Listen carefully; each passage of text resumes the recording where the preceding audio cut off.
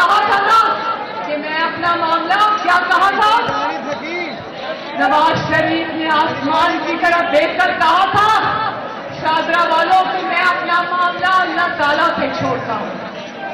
तो अल्लाह ताला ने आज हर उस शख्स को जिसने कहा नवाज शरीफ की सियासत खत्म हो गई है, नवाज शरीफ अब कभी नहीं आएगा, आज वो घर में बैठ के देख रहा है कि नवाज शरीफ आ रहा है इंशाअल्लाह ताला।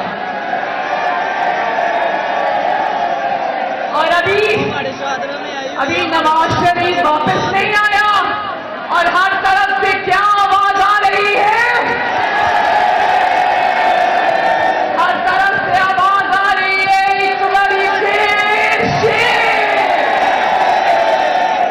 हर तरफ से आवाज आ रही है चौथी बड़ी शेर शेर। और एक वो आवाज जो हवाओं में, फिजाओं में, गलियों में, मोहल्लों में कि एक बार फिर वजीर आजम नवाज शरीफ इंशाअल्लाह। और कहते हैं ना, आप ही का नारा है, बड़े शौक से लगाते हो, मियां जदों आएगा।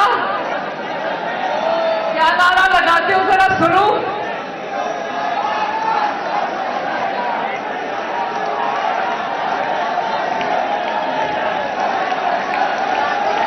मियां जदों आएगा, मियां जदों आएगा, मियां जदों आएगा, मियां शादरा वालों, एक दिल की बात करूं, बताओ एक दिल की बात करूं आपसे।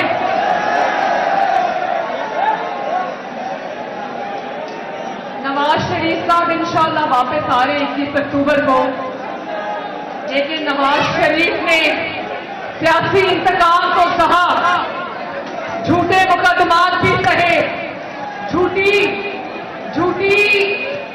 जो उनके खिलाफ साजिश हुई वो भी सही, जेलें भी सही, सजा भी सही, और उसके सियासी नुकसानात का भी अंदाजा नहीं लगा सकते।